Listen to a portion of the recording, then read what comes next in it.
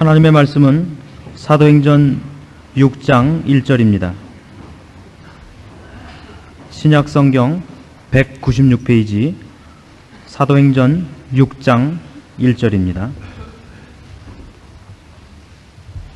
그때에 제자가 더 많아졌는데 헬라파 유대인들이 자기들의 과부들이 그 매일 구제에 빠짐으로 히브리파 사람을 원망한데 12사도가 모든 제자를 불러 이르되 우리가 하나님의 말씀을 제쳐놓고 공궤를 일삼는 것이 마땅치 아니하니 형제들아 너희 가운데서 성령과 지혜가 충만하여 칭찬 듣는 사람 7을 택하라. 우리가 이 일을 저희에게 맡기고 우리는 기도하는 것과 말씀 전하는 것을 전무하리라 하니 온 무리가 이 말을 기뻐하여 믿음과 성령이 충만한 사람 스데반과 또 빌립과 브로고로와 니가노로와 디몬과 바메나와 유대교에 입교한 안디옥 사람 니골라를 택하여 사도들 앞에 세우니 사도들이 기도하고 그들에게 안수하니라. 하나님의 말씀이 점점 왕성하여 예루살렘에 있는 제자의 수가 더 심히 많아지고 허다한 제사장의 무리도 이 도에 복종하니라. 7절 말씀까지 봉독했습니다. 성경 기록 중에 특별히 사도행전 기록에는 많은 기적이 있고 감격적인 내용들이 담겨 있어서 요즘도 심심치 않게 초대교회로 돌아가자 하는 운동들이 있고 또 우리 마음속에도 이 초대교회 성도들이 가졌던 이런 신앙의 감격들과 담대함들을 다시 한번 회복했으면 좋겠다 하는 소원들이 있는 것이 사실입니다.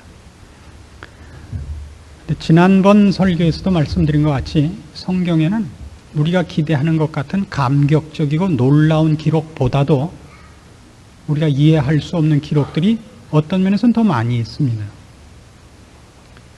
지금 사도행전 6장에 이르러 이 초대교회에서 집사를 뽑게 된 동기와 이유가 적극적인 의미나 적극적인 이유 때문이 아니고 그 초대교회 내에 헬라파 유대인들과 히브리파 유대인들 사이에 그 과부들을 구제하는 일로 인하여 다툼이 생기고 반목하고 원망하는 일이 생겨서 할 수 없이 집사를 뽑았다는 사실에 접할 때 우린 사실 놀라움을 금할 수가 없습니다. 물론 우리는 이 사도행전 기록에 대하여 선입관을 가지고 보기 때문에 그 시작부터 놀랍거든요. 주님의 승천이 있고 오순절 성령 강림으로 말미암는 성령 충만이 있고 방언이 있고 나사렛 예수의 이름으로 안전뱅이가 일어나고 하루에 5,000명씩 회개하는 일이 있고 그리고 아나니아와 삽비라의 비상한 죽음이 있고 이런 일들 때문에 우리는 이 7집사를 뽑는 일에 있어서도 어떤 데만 시선이 붙잡히느냐 하면 성령과 지혜가 충만한 사람들이다. 이런 데만 붙잡힌단 말입니다. 6장 8절에 보시면 스데반이 은혜와 권능이 충만하여 큰 기사와 표적을 민간에 행했다 이렇게 되어 있습니다. 그래서 역시 초대교회는 집사들도 다르다. 지금 목사들은 그때 집사만도 못하다. 이런 생각을 가지게끔 됐다 이겁니다. 그러나 우리가 이 본문을 소상히 살펴보면 이 일 자체가 우리가 갖고 있는 기대와 선입관 때문에 그때 집사들은 달랐다. 은혜와 진리와 성령이 충만했다. 이런 쪽만 보아서 그렇지 실제로 지난번에도 살펴본 바와 같이 성령이 충만하고 모이기를 힘쓰고 밤낮 모여 찬송하고 기도하고 감사하고 자기 것을 다 팔아서 다 재물을 내놓고 서로 나눠 쓰고 양보하고 핍박을 받고 협박을 받아도 그 일을 기뻐하고 한 사람들로서는 이해할 수 없는 일들을 저지르고 있는 것을 성경이 기록하고 있다 이겁니다. 싸우고 있고 다투고 있고 그리고 그 문제를 안전뱅이를 일으킨 사도들로서도 어찌할 바가 없어서 어찌할 도리가 없어서 드디어 집사를 뽑아라 이렇게 된 겁니다. 그 집사도 사도행전식으로 사실은 따지자면 사도들이 기도하는 중에 성령의 인도하심을 따라서 너 이렇게 해야 되는데 그게 아니라 너희들이 뽑아라. 그래서 뽑아오니까 안수해서 세우는 겁니다. 그러니까 그 내용 속에는 이런 것이 있죠. 앞으로 이 구제하는 일이나 무슨 행정관리상에서 어려운 일이 생기면 그건 니들 책임이다. 우린 모른다. 이런 발뺌의 요소가 있단 말이에요. 성령과 지혜와 권능이 충만한 사도들이 이렇게 오리발 내는 일부터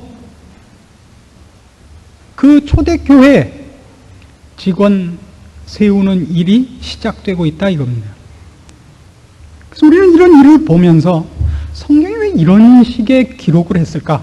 이런 내용들을 그렇게 길게 이렇게 자세하게 기록으로 남겨서 우리에게 무슨 경고를 하고 싶고 무슨 내용을 전달하고 싶어 하시는 것인가 하는 데 대하여 이제 한번 생각을 할 때가 되었다 이겁니다. 지난번에도 이 본문을 갖고 말씀드릴 때 이렇게 했습니다. 성경에는 뜻밖에도 우리가 기대하는 것과 다른 기록들이 많다 그랬습니다.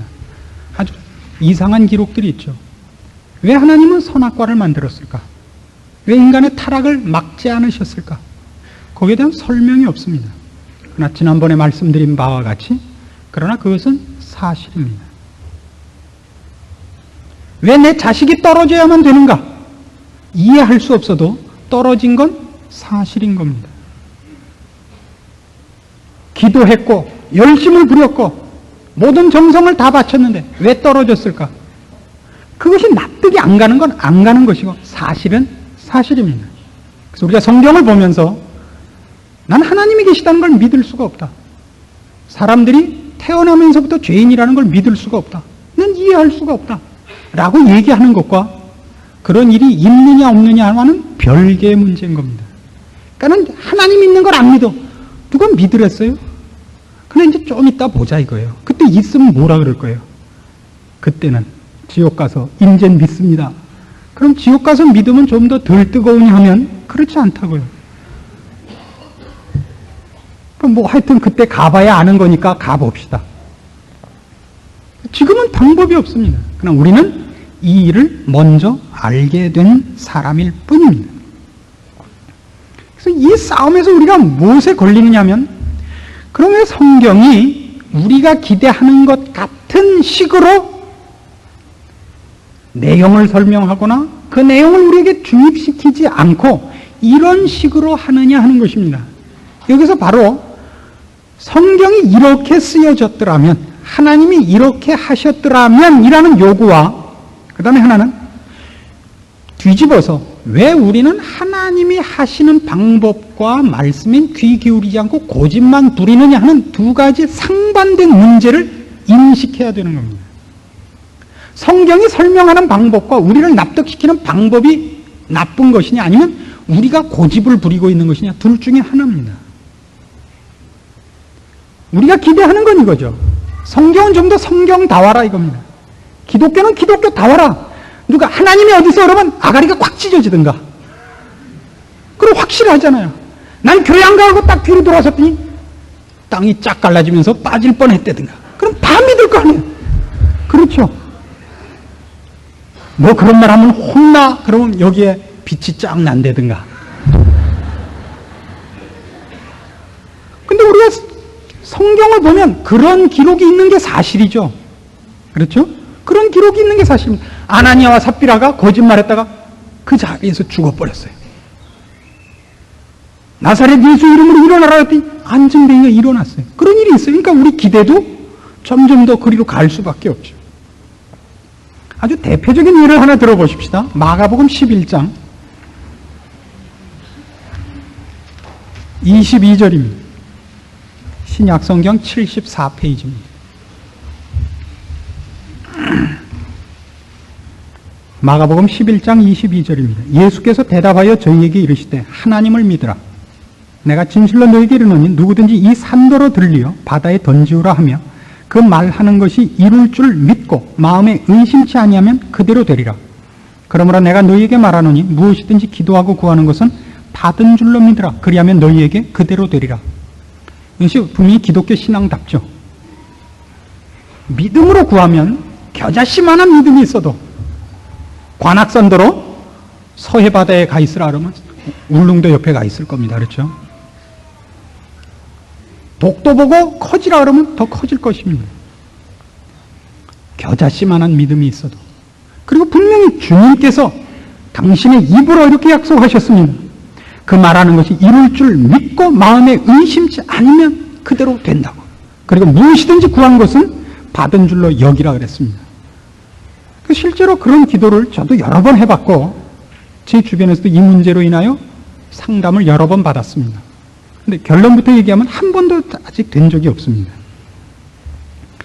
아주 제가 그 대표적인 사건으로 기억하고 있는 것은 예전에 섬기던 어떤 교회에서 주일학교 어린이가 5학년짜리 된 딸이 아버지와 함께 주일날 아침 교회를 오다가 가벼운 교통사고가 났는데 그 충돌하면서 아버지가 머리를 이렇게 앞 유리에 이렇게 받았어요. 대수롭지 않은 충돌이었는데 그럼 괜찮았죠. 그래서 이제 내려서 아 괜찮다. 그리고 그때 좀 어지럽다 이렇게 됐어요. 근데 조금 있자 조금씩 정신을 잃어가서 드디어 병원으로 실려갔습니다. 그래서 딸아이가 가면서 차에서나 병원에 도착해서나 계속 바로 이 말씀 같이 진심으로 하나님께 구했습니다. 하나님 우리 아빠를 살려주십시오. 믿었고 의심치 않았습니다. 점점 악화되어서 그날 밤에 돌아가셨습니다. 이 뇌 안에 뇌출혈이 돼가지고 처음엔 오히려 정신이 멀쩡하다 점점 피가 많이 흘러나오면서 뇌 기능을 마비시키고 그래서 혼수 상태에 들어가고 드디어 돌아가셨습니다. 그래서 그 애가 경악한 거예요. 하나님은 나쁜 하나님이다 이거예요.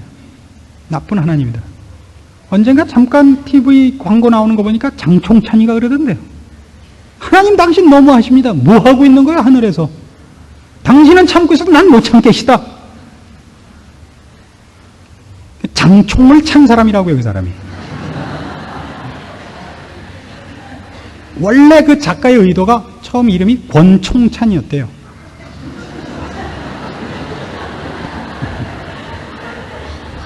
믿거나 말거나.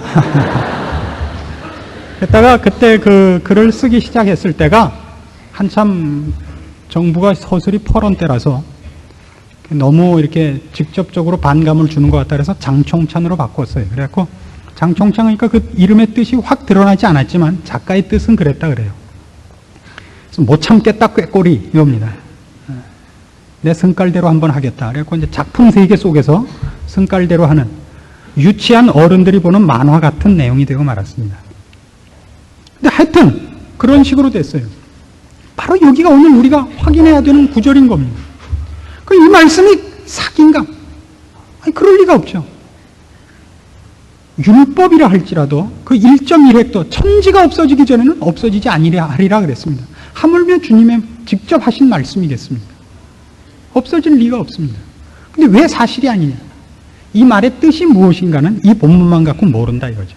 이래서 쉽게 얘기해서 나는 심플한 사람이다. 이런 사람들, 신비주의적 경향을 가진 완전주의자들과 이제 신앙의 충돌이 생기는 겁니다. 성경이 그랬으면 그대로 믿자. 그럼 이 산이 저쪽으로 옮겨진다. 그래서 그럴 필요가 없어서 우리가 안구할 뿐이다. 이런 단순한 신앙가들이 생겼습니다. 그리고 그 사람들이 그래서 자기네들은 기쁘고 모든 기도에 응답을 받았다는 것으로 그렇지 않은 신앙인들을 주눅들게 하는 충돌이 현실 생활 속에서 신자들에게 있습니다. 난 이번에 기도했더니 우리 애는 됐다. 당신은 안 된 거 보니까 기도를 안 했을 것이다. 했다? 그럼 의심했을 것이다. 의심 안 했다? 그럼 사기다. 이제 이렇게 되는 겁니다. 그러니까 이게 예수 믿는 거 굉장히 복잡해졌죠. 나는 그러면 내 믿음이 없었던 것이냐? 나도 모르게 의심을 한 것이냐? 그렇지 않습니다. 여기에 바로 성경을 보는 데 있어서 말하자면 하나님께서 성경 기록에 어떤 원리와 어떤 방법을 채택하셨는가를 알아야 되는 이유가 있는 것입니다. 이렇게 따지기로 하십시다. 요즘 제일 많이 나오는 광고 중에 하나가 차 광고입니다. 그렇죠? 자동차가 굉장히 많이 팔리고 있습니다. 그럼 자동차를 팔 때 대부분 어느 모습을 찍어서 광고에 내보냅니까? 앞모습하고 옆모습하고가 대표적입니다. 그리고 세부 사항 중에 무슨 엔진을 썼고 무슨 방식을 썼으며 연료 소비율이 어쩌고 하는 게 이제 구체적으로 나옵니다. 내가 자동차를 이렇게 봤을 때 앞 앞부분을 거의 대부분의 시각 속에서 보고 옆면이 이렇게 보일 수 있습니다. 그렇죠? 그래갖고도 저쪽 꼬리가 보일 수 있어요. 내가 헛것을 본 것이 아니고 딴 차를 본 게 아닙니다. 그러나 꼬리 부분을 확인을 하려면 그쪽에 가서 보는 게 제일 확실합니다. 그렇죠? 성경 속에는 한 가지 말씀을 하실 때 하나님께서 어느 부분을 주된 그 대상으로 놓고 말씀하셨는가가 그때마다 다릅니다. 그러니까 내가 차를 정면에서 보았을 때 정면을 설명하면서도 측면과 후미가 약간 나타날 수가 있습니다. 그러나 그때는 그쪽을 주로 다룬 것이 아니기 때문에 그 시각에서 본 후미와 그 시각에서 본 측면을 그 시각에서 본 것으로 가져가면 곤란해집니다. 말하자면 이런 것을 전문으로 다루는 신학의 한 분야를 조직신학이라 그럽니다. 성경은 푸는 법이 성경은 성경으로 푼다 그럽니다. 어떻게 푸느냐 그러면 그 부분에 관한 한 더 확실하고 자세한 다른 설명들의 보충을 받는다 이겁니다. 기도에 관한 보충을 받으려면 이것만으로 기도를 꽉 붙잡지 말고 기도에 관한 더 좋은 설명을 쫓아가야 되는 겁니다. 그러니까 오늘 기도에 관한 얘기를 하려는 것이 아니라 우리가 이걸 놓고 무슨 문제를 지금 확인하려고 그러냐면 집사법은 얘기란 말이에요. 우리가 갖고 있는 기대에 의하면 집사들은 봐라, 초대교회 집사들은 다르다. 성령과 지혜가 충만했다. 권능이 충만했다. 기사를 행하고 얼굴이 벌써 천사처럼 빛났다.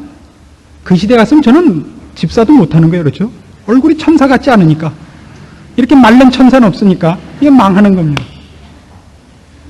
그럼 대표적인 예로 집사 뽑는 얘기에 가장 좋은 그것만을 주로 다룬 성경 구절이 어디냐 하면 디모데전서 3장입니다. 신약성경 338페이지입니다. 디모데전서 3장 1절입니다. 미쁘다 이 말이여 사람이 감독의 직분을 얻으려 하면 선한 일을 사모한다 함이로다. 그러므로 감독은 책망할 것이 없으며 한 아내의 남편이 되며 절제하며 근신하며 아담하며 나그네를 대접하며 가르치기를 잘하며 술을 즐기지 아니하며 구타하지 아니하며 오직 관용하며 다투지 아니하며 돈을 사랑치 아니하며 자기 집을 잘 다스려 자녀들로 모든 단정함으로 복종케 하는 자라야 할지며 8절로 갑시다. 이와 같이 집사들도 단정하고 일구이연을 하지 아니하고 술에 인박이지 아니하고 더러운 일을 탐하지 아니하고 깨끗한 양심에 믿음의 비밀을 가진 자라야 할지니 이에 이 사람들을 먼저 시험하여 보고 그 후에 책망할 것이 없으면 집사의 직분을 하게 할 것이요 여자들도 이와 같이 단정하고 참소하지 말며 절제하며 모든 일에 충성된 자라야 할지니라. 집사들은 한 아내의 남편이 되어 자녀와 자기 집을 잘 다스리는 자일지니라. 자, 성령과 지혜와 권능이 충만한 것을 구체적으로 풀면 뭐가 되느냐 그러면 한마디로 얘기해서 평범한 사람입니다. 기도원에 가서 금식 기도를 몇 회 했느냐 철야 기도를 몇 회 했느냐가 아니고 남자들에게 요구하는 건 아주 대표적인 것으로 한 아내의 남편이라 이거야 됩니다. 한 아내의 남편은 뭐예요? 두 아내나 세 아내의 남편이 되지 말라 말이에요. 이런 게 아주 중요한 문제예요. 그리고 자녀들을 잘 다스려야 된다는 거예요. 여자들에게 뭘 요구했는지 아세요? 단정하라고요. 지지고 볶고 나오지 말고 단정하라고요. 사람이 이게 가장 큰 요구입니다. 뭐가요? 성령과 지혜와 권능이 충만하다는 뜻입니다. 이게. 오늘 이 문제가 주된 초점이 아니니까 이 일은 더 확장을 할 수 없습니다만은 바로 우리가 여기서 놀라는 건 이겁니다. 우리가 생각하기에는 집사가 된다. 하나님 앞에 집사로 부름을 받는다. 아주 대표적으로 일꾼으로 부름을 받는다 그러면 기도하면 이루어지고 눈을 감으면 환상이 보이고 성경을 읽으면 마음이 뜨거워지고 입을 열면 모든 사람이 항복하는 권위가 있고 이론적일 거라고 생각을 합니다. 그렇지 않습니까? 우리의 신앙은 그런 기대와 사실은 그런 내용일 거라고 생각하는데 전혀 그렇지 않습니다. 그래서 이 부분을 오해한 것 때문에 어떤 신앙의 조류가 있느냐면 신비주의라는 무서운 신앙의 적이 생깁니다. 신비주의란 다른 게 아닙니다. 신비한 내용이기 때문에 그것을 간직하고 소유하는 방법도 신비로운 방법일 거라고 생각합니다. 근데 그 신비로운 방법이란 뭐냐 그러면 반이성적이고 몰상식한 것일 경우가 대부분입니다. 자, 신비주의란 다른 게 아닙니다. 아까 얘기한 마태복음 11장 22절 이하의 기도 얘기를 놓고 봅시다. 쉽게 얘기해서 이겁니다. 믿고 의심치 않으면 된다, 이겁니다. 얼마나 폼납니까? 그렇죠? 사실 이 좀 설교가 이상해졌어요. 목사라면 그렇게 말해야 되는 거 아닙니까? 여러분, 기도합시다. 우리 자녀들이 내년에는 홀딱 붙도록 기도합시다. 될 때까지 기도합시다. 안 되면 또 합시다. 금식을 해서라도 어떻게 해서라도 하늘 보좌를 움직여. 우리 하나님이 미국, 소련 이런 데 쳐다보지도 말고 우리나라, 아니 우리 교회만 쳐다보게 합시다. 이렇게 가면 얼마나 뽀다구납니까? 시쳇말로. 뜻밖에도 성경이 그런 요구를 한 적이 없다고요. 참 놀랍지 않습니까? 근데 왜 그런 기대와 그런 오해가 우리에게 생겼느냐 하면 우리가 생각할 때 종교란 그럴 것이다 하는 발상 때문입니다. 왜? 근거가 무엇 때문이냐 하면 기독교 내용 자체가 초월적이고 신비로운 것이기 때문입니다.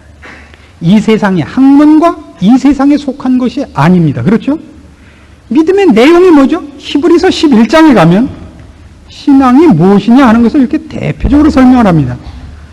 신약성경 365페이지 히브리서 11장 6절입니다. 히브리서 11장 6절. 믿음이 없이는 기쁘시게 못하나니 하나님께 나아가는 자는 반드시 그가 계신 것과 또한 그가 자기를 찾는 자들에게 상 주시는 이심을 믿어야 할지니라. 이게 믿음의 내용입니다. 두 가지로 나오죠. 하나님이 계신 것과 하나님이 상 주시는 이심을 믿어야 합니다. 하나님이 계시다는 건 이런 뜻입니다. 우리가 보고 경험하는 이 세계가 전부가 아니다 이겁니다. 천국이 어딨냐? 지옥이 어딨냐? 그렇게 얘기하지 말아라 이겁니다. 이게 보이는 게 전부가 아니라고요. 이게 일부라고요. 아, 그러니까 저 천왕성, 명왕성 다음에 안 보이는 세계, 이런 물질계가 아닌, 그런 식의 얘기가 아닌 영계가 있다고요. 영적인 세계가. 그래서 하나님이 계신 것을 믿는다라는 말 속에 포함되어 있는 내용입니다. 둘째는 하나님이 상 주시는 이시라는 것은 그 모든 존재의 주인이 하나님이다 말입니다. 하나님이 상과 벌을 주고 생사화복을 주장하시며 존재와 모든 것의 주인이십니다. 그것이 믿음의 내용입니다. 이것은 분명히 우리가 알고 있는 과학이라든가 우리 인간의 이성이라든가 경험만으로는 포착하거나 상상할 수 없는 내용들입니다. 그래서 신앙은 신비로울 수밖에 없습니다. 세상의 과학적인 증거나 객관적 논증으로 어떻게 증명할 수 없기 때문입니다. 그것과 그것이 신비롭고 초월적인 것이기 때문에 신비롭고 초월적인 방법으로 이해된다는 건 얘기가 다릅니다. 하나님은 이 초월적인 내용과 신비한 내용을 우리에게 인식시키는 방법으로 우리가 잘 아는 방법을 훨씬 많이 쓰십니다. 하나님이 우리에게 간섭하셔서 하는 것, 우리가 경험하는 모든 일들은 결국 성령님께서 우리의 지각을 밝히시고 우리의 이성을 조명하사 우리가 알고 있는 것만이 전부가 아니라는 세계로까지 우리를 깨우쳐 주시는 작업이지, 눈 감고 주문을 외웠더니 그냥 하늘로부터 그냥 은혜가 번개같이 내려와서 내 가슴 속에 쳐 박히는 식으로 결론이 떨어지진 않는다 말입니다. 우리는 어떻게 생각하냐면 생각하고 내가 확인하는 모든 방법을 외면하고 그냥 어떤 설명할 수 없는 방법, 초월적이고 신비한 방법으로 수행되어야지만 그 결론이 좋은 것이다 라는 생각 속에 파묻혀서 신앙생활을 말하자면 그런 돌연한 사건이 일어나기를 바라는 것으로 오늘 내가 해야 되는 일을 보류하는 핑계로 삼는단 말입니다. 그래서 이 일을 하나님이 우리에게 수행하시는 데 있어서 성경 말씀으로 우리에게 설명을 하기도 하고 우리의 인생을 통해서도 설명을 하십니다. 그래서 신앙은 인생 경력이 긴 것과 많이 비례합니다. 많이 비례합니다. 같은 신앙이라도 젊은이가 갖는 신앙과 이 연륜이 쌓인 분의 신앙은 좀 다릅니다. 꼭 그것으로 신앙이 형성되는 건 아니지만 형성된 신앙이 얼마나 깊고 오묘한 경지에 가느냐 하는 것은 인생이라는 경험이 굉장히 큰 역할을 합니다. 우리는 이런 일을 보죠. 어떤 사람은 믿을 리가 없고 아무리 설명해도 듣지 않았는데 어떤 특별한 체험 때문에 예수를 믿은 사람이 있다 그럽니다. 그건 뭐냐 하는 겁니다. 안전뱅이가 일어난다든가 귀신이 나간다든가 뭐 고속도로를 달려다가 차가 뒤집혔는데 하늘이 열리면서 밝은 빛 속에 주님을 봤다. 이런 건 그럼 뭐냐? 보통 그런 일을 경험한 사람들은 간증을 하면서 자기도 모르게 은근히 자기가 하나님께 특별한 대접을 받은 특별한 존재이라는 것을 과시하기 일쑤입니다마는 불행히도 사실은 그런 특별한 체험을 하는 사람들은 하나님께서 무슨 방법으로도 안 돼서 할 수 없이 팬 사람입니다. 이게 무슨 뜻이냐 하면 하나님이 계시다는 것과 내세가 있다. 우리가 보고 경험하는 이 물질계가 전부가 아니라는 것을 성령께서 우리 마음을 감동시키시고 살아오면서 성경이 한 말이 맞다. 정말 사람은 악하구나. 어쩌면 이럴 수가 있는가로 이 말씀이 맞다. 하나님, 정말 하나님 계신 것이 확실한 것 같습니다. 좀 더 저에게 분명히 알려주십시오. 이렇게 항복해 오는 게 정상적인 방법인데 그렇게 안 돼요. 아무리 해도 안 들어요. 이 왼수가. 무슨 어떤 경험을 해도 그냥 점점 절로만 간단 말이에요. 그러면 방법이 나중에 하나밖에 안 남습니다. 사실을 먼저 경험시키는 수밖에 없습니다. 하나님이 그에게 자, 나 여기 있다. 어떡할래? 이러는 수밖에 없는 거예요. 그러면 이 왼수가 뭘로도 설명이 되진 않지만 하여튼 봤잖아요. 결론을. 근데 어떻게 아니라 그래요. 그래서 돌아오는 거예요. 그러니까 사실은 이게 뭐냐면 이제 돌반에 있는 사람들이죠. 이 무슨 방법이 없어.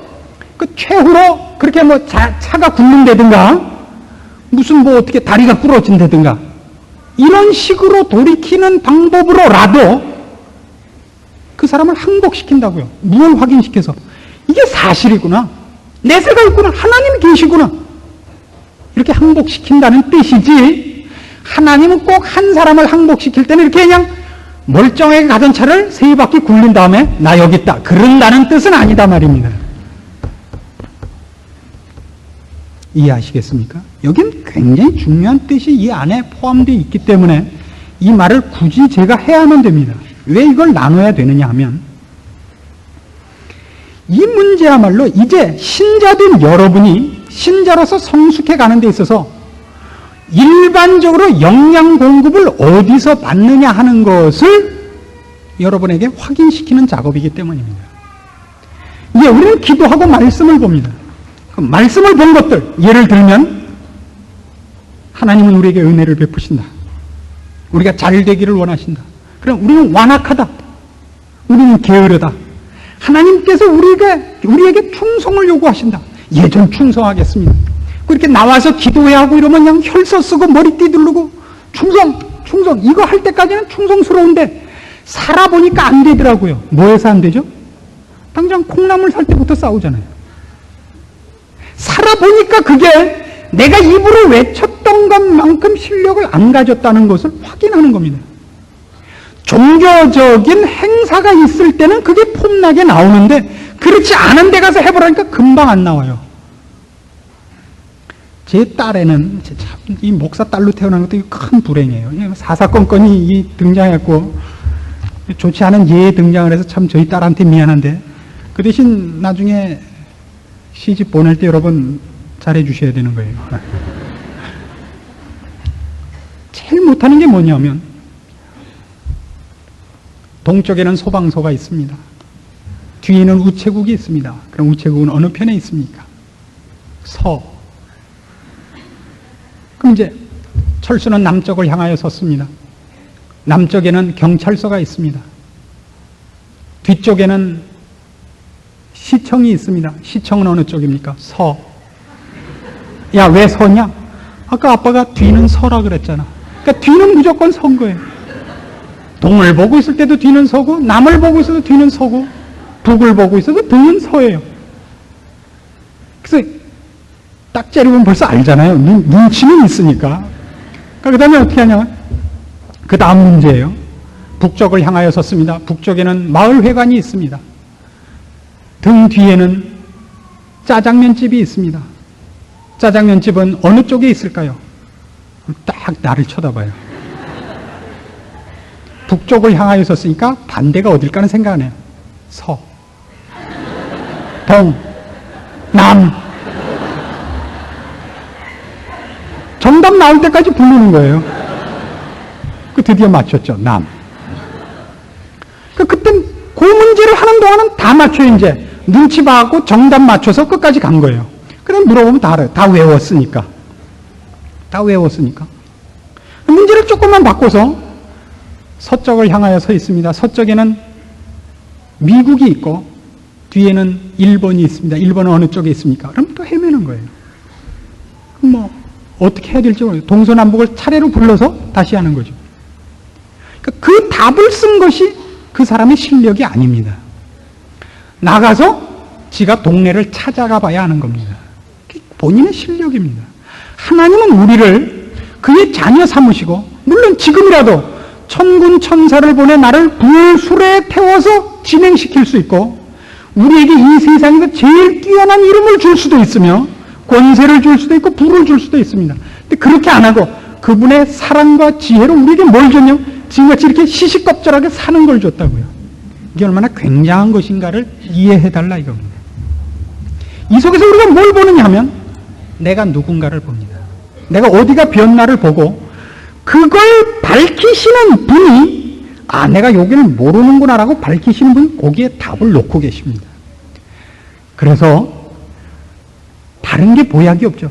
삼시세때 때 맞춰 밥 잘 먹는 것이 보약이듯이 신자란 매일매일 밥 먹고 자고 먹고 자고 했는데 어느 날 이만큼 커 있어야 마땅한 것입니다.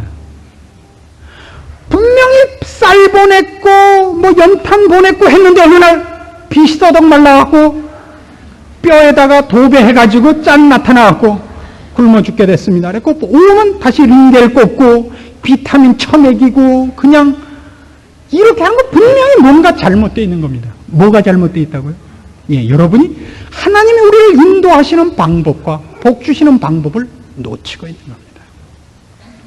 그럼 무슨 묘수, 어떤 주문을 외움으로써 하늘로부터 그냥 깡통이 떨어지는 걸로 생각하는 식으로 여러분의 신앙 성장을 기대하기 때문입니다. 그렇지 않습니다.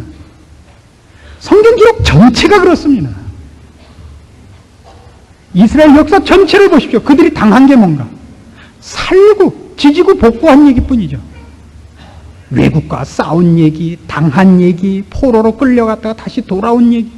그런 속에서 하나님을 배우며 알아가며 깊어가며 놀랍게 변화해 가도록 하나님이 우리를 인도하고 계시는 겁니다.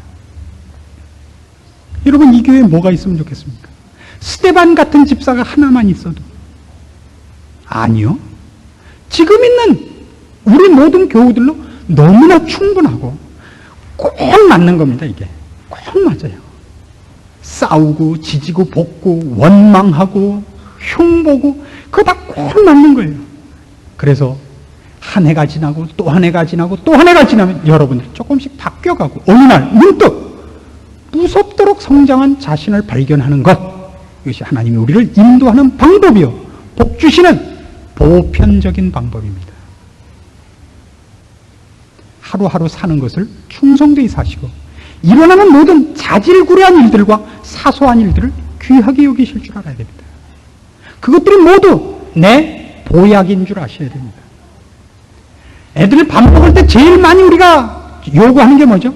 편식하지 말아죠. 편식하지 마. 골고루 먹어라. 파도 먹어라. 마늘도 먹어라. 그 다 먹으면 몸에게 이한 것이니라 가르치죠? 그렇습니다. 우리 생에 일어나는 어떤 일도 하나님이 걸러보내지 않고 지켜보내지 않고 일어나는 일이 없습니다. 그걸 믿으십니까?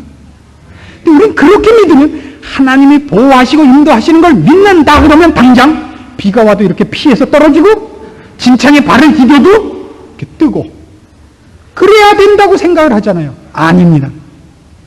그렇지 않습니다. 똑같이 진창에 발 담그면 그냥 구두 흙 묻고 양복 가랭이에 진흙 튀고 마땅합니다. 우산 안 쓰고 빗속을 거닐면 완전히 감기 들고 재채기 나는 것 당연한 겁니다. 그러나 그 속에서 우리도 모르는 어떤 부분들이 크고 고쳐지고 쌓여나가고 튼튼해져 갑니다. 그것이 신자된 큰 특권입니다. 여러분을 사랑하시고 보호하시는 하나님의 능력과 지혜로 여러분 앞에 펼쳐놓은 기회들입니다. 여러분 자신의 존재와 허락된 인생을 소중히 하시고 감사하시고 승리하시기를 원합니다. 기도하십시다. 하나님 아버지 은혜를 감사합니다. 오늘 우리를 사랑하시는 하나님의 능력과 손길을 확인했습니다. 우리에게 일어난 어떤 일도 우리를 살찌게 하고 영광의 자리로 보내는 일이지 우리를 실족해 하고 넘어뜨리는 것이 없음을 이제 믿습니다. 주여, 오늘 주의 말씀으로 무장하고 돌아가는, 그리고 위로받고 돌아가는 심령들 속에 주님 특별히 간섭하셔서 저들로 하여금 남은 생에 주를 의지하는 승리와 주를 의지하여 더 깊어지고 넓어지고 주의 사람으로 변하는 일을 가속시켜 주시옵소서. 그래요, 우리들뿐만 아니라 우리를 통하여 우리 이웃들에게까지 주의 생명과 은혜와 진리와 사랑과 놀라운 은총이 넘쳐나는 일을 허락하시옵소서. 예수님의 이름으로 기도합니다. 아멘.